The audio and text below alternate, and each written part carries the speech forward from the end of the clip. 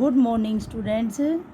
आज हम मधुर भाषण पाठ के अंतिम चरण के बारे में पढ़ेंगे और जानेंगे। यदि आपने इस पाठ को पूर्ण रूप से पढ़ा है, सुना है और समझा है, या इस लेख के हर वाक्य के बारे में अच्छे तरीके से पढ़ा, समझा और सुना है, तो यह आपके हृदय परिवर्तन का भी एक महत्वपूर्ण कारण हो सकता है, क्योंकि इसके अंदर आपकी भाषा के बारे में जितना अच्छा समझाया गया है उतना कहीं और आपको साधारण रूप से या विशेष तौर पर बताने वाला कोई नहीं होगा। तो यह जो लेख है एक प्रकार से आपके अंदर भी एक अच्छा परिवर्तन ला सकता है। तो आज उसी में हम आगे पढ़ रहे हैं। ये बता रहे हैं कि जो काम करना है उसको प्रसन्नता से करना चाहिए और उसके संबंध में कोई ऐसा शब्द भी नहीं कहना चाहिए जिससे प्रकट हो कि यह काम अन्यमनस्कता से किया जा रहा है। अन्यमनस्कता का मतलब होता है कि बेमन से करना, अनमने रूप से करना, ज़बरदस्ती करना, जिसे आप करना नहीं चाहते हैं वो आपसे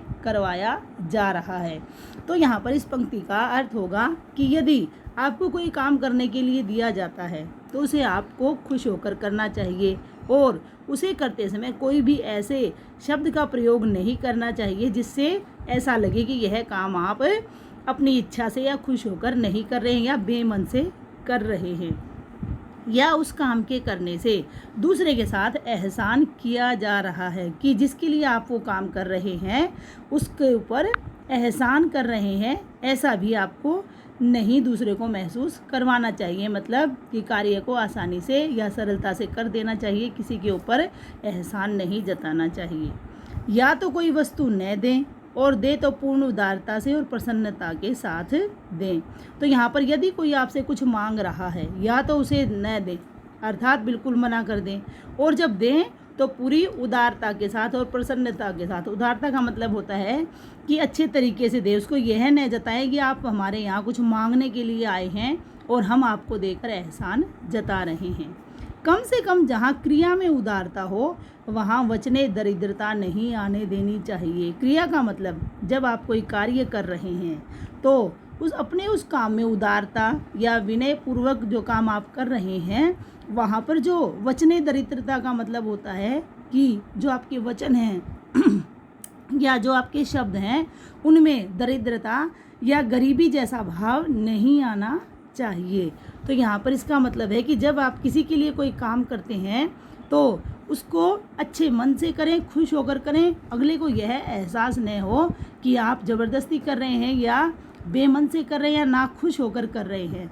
काम करने के लिए सामने वाला जब आपको देखता है कि आप उसके लिए अच्छे तरीके से या खुश होकर काम कर रहे हैं तो उसे भी ये अच्छा लगता है। अब अगला देखिए यदि इनकार ही करना पड़े तो उसमें अधिकार और अभिमान की गंध नहीं आनी चाहिए। यदि आप किसी को कोई करवाने आया है और उसे आप मना कर रहे हैं तो उस समय आपका जो स्वभाव है या जो आपके कार्य करने का तरीका है उसमें अधिकार और अभिमान की गंध नहीं आनी चाहिए। अर्थात उसमें सामने वाले को यह प्रकट नहीं होना चाहिए कि आपके पास अधिकार था इसलिए आपने उस कार्य को नहीं किया, या आप उससे अधिक ऊंचे थे इसलिए आपने उस कार्य को नहीं किया। तो ऐसा कुछ भी उसके सामने जो है दर्शाना नहीं चाहिए। इनकार मजबूरी के ही कारण होना चाहिए। अब कह रहे हैं यदि आप किसी को इनकार करते हैं तो वहाँ आपकी मजबूरी होती है, तभी आप इनकार कर रहे हैं, ऐसा महसूस होना चाहिए। दूसरा, चाहे वह सैद्धांतिक मजबूरी हो या आर्थिक, यदि आप किसी को इनकार कर रहे हैं तो सैद्धांतिक का मतलब या तो आपके सिद्धांत उसके विरुद्ध हैं इसलिए आप उसको मना कर रहे हैं। दूसरा, जो वो कार्य करवाने आया है वो धन से जुड़ा हुआ है। आर्थिक का मतलब होता है अर्थ का मतलब धन, या तो आप धन की मजबूरी के कारण उसे मना कर रहे हैं। जो भी कारण होता है मना करने का उसको स्पष्ट कर देना चाहिए, अगले को ऐसा नहीं महसूस करवाना चाहिए कि हम जानबूझकर ऐसा कर रहे हैं। इनकार शिष्टता के साथ भी हो सकता है और अशिष्टता के साथ भी। शिष्टता का मतलब व्यवहार सम्मत, अशिष्टता के साथ कि दूसरे को दुत्कार देना, ऐसा महसूस करवा देना कि आप हमारे यहाँ कुछ मांगने आए थे, कहने आए थे, लेने आए थे, लेकिन आप उसके लायक नहीं है इसलिए हमने आपका ये काम नहीं किया है। अब उसका उदाहरण देखिए। प्रायः लोग अशिष्टता से कह देते हैं, जब कोई आपके पास काम करवाने आता है तो कभी कभी सामने वाले का उत्तर कैसा होता है, जाओ अमुक वस्तु यहाँ कहाँ से आई है, तुम्हारा कोई लेना देना नहीं है, घर वालों को तो जुड़ता नहीं है, तुम्हारे लिए कहाँ से लाएं। मतलब कि कोई आपसे सामान मांगने आता है तो आप उसको इस तरीके से इनकार करते हैं कि अगले को ऐसा लगता है कि जैसे किसी ने वज्रपात या सिर पर पत्थर मारने वाला सा काम कर दिया हो। तो इसका मतलब ये हो गया कि आपसे जो वस्तु मांगी गई है यदि वो आपके पास नहीं है तो आप उसे सरल शब्दों में मना कर सकते हैं। यदि आप देना नहीं चाहते हैं तब भी उसे अच्छे तरीके से मना कर सकते हैं, लेकिन उसमें ऐसा नहीं होना चाहिए कि उसको इनकार किया तो ऐसा लगे कि जैसे किसी ने परायापन दिखाया हो, या ऐसा भाव नहीं आना चाहिए कि दूसरे को लज्जित होना पड़े या संकोच महसूस हो। दूसरी बात है, इनकार करते समय इनकार करने में जो बातें कही जाएं उनमें परायेपन का भाव नहीं आने देना चाहिए कि आप इनकार तो करिए लेकिन उसमें भी आपका जो कहने का तरीका है वो अच्छा होना चाहिए, आपकी भाषा जो है मधुर होनी चाहिए जिससे उसको कुछ भी अलग महसूस ना हो, अपनापन सा लगे।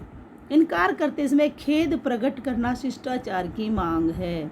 यदि आप किसी को मना करते हैं तो शिष्टाचार का मतलब है कि जो आपका अच्छा व्यवहार है उसकी वहाँ मांग जरूर होती है कि आप उसे अच्छे तरीके से मना कर दीजिए, जिसमें कि आपके शब्द ऐसे होने चाहिए अगले को ऐसा ना लगे कि उसने मुझे इनकार किया है जानबूझकर। कैसे कहना चाहिए, मुझे बड़ा खेद है कि आपके लिए इनकार करना पड़ा। उसके सामने आपका जो शब्दों का रूप है या कहने का जो तरीका है वो ऐसा होना चाहिए कि मैं आपके लिए काम नहीं कर सका, इसका मुझे बहुत दुख है। आपके यहाँ आने का या मांगने का जो कष्ट किया है, मैं इस विषय में आपकी सेवा न कर सका, इसका मुझे बहुत खेद है या दुख है कि आप यहाँ आए और मैं आपके लिए यह कार्य नहीं कर सका, इसका मुझे बहुत जो है मलाल है या दुख है। तो सामने वाले को कैसा लगता है कि हमने जो है जानबूझकर आपके कार्य को नहीं किया, ऐसी बात नहीं, हम करना चाहते थे लेकिन हुआ नहीं।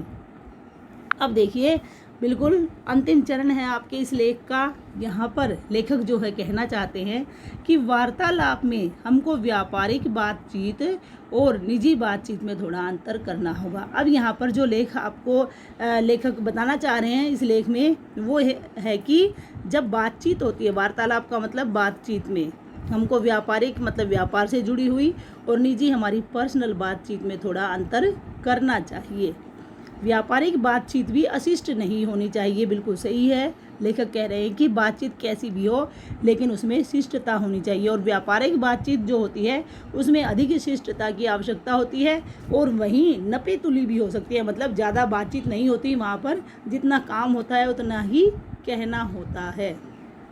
निजी संबंध की बातचीत में आत्मीयता का अभाव नहीं रहना चाहिए। निजी का मतलब जब आप पर्सनल किसी से बातें करते हैं तो उसमें अपनापन झलकना चाहिए, नहीं तो थोड़ा सा कष्ट उठाकर बात को पूरी तौर से समझा देना अपना कर्तव्य हो जाता है।